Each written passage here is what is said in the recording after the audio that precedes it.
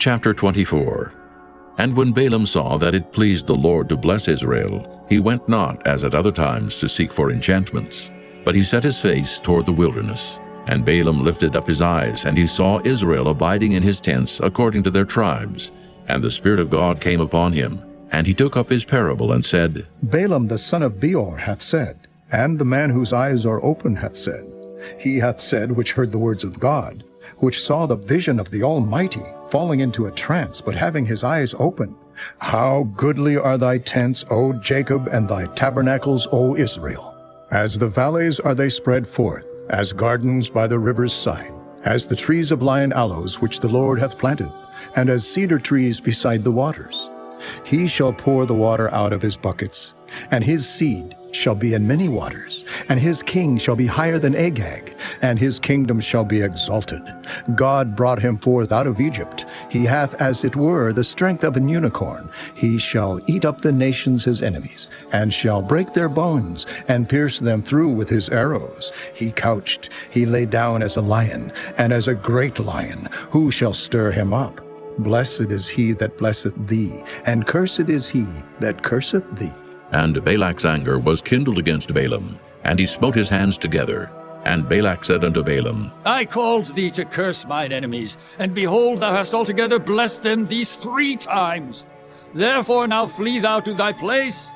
I thought to promote thee unto great honor, but lo, the Lord hath kept thee back from honor.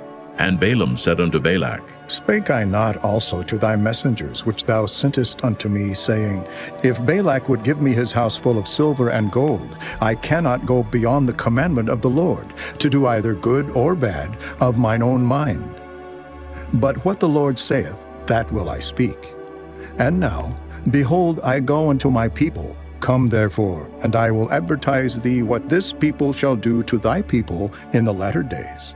And he took up his parable and said, Balaam, the son of Beor, hath said, and the man whose eyes are open hath said, he hath said which heard the words of God, and knew the knowledge of the Most High, which saw the vision of the Almighty, falling into a trance, but having his eyes open. I shall see him, but not now. I shall behold him, but not nigh. There shall come a star out of Jacob, and a scepter shall rise out of Israel, and shall smite the corners of Moab, and destroy all the children of Sheth. And Edom shall be a possession. Seir also shall be a possession for his enemies, and Israel shall do valiantly.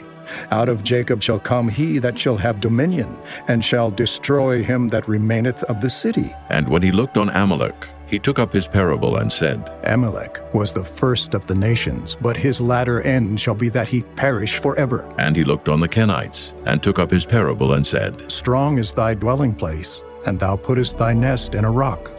Nevertheless, the Kenites shall be wasted, until Asher shall carry thee away captive. And he took up his parable and said, Alas, who shall live when God doeth this?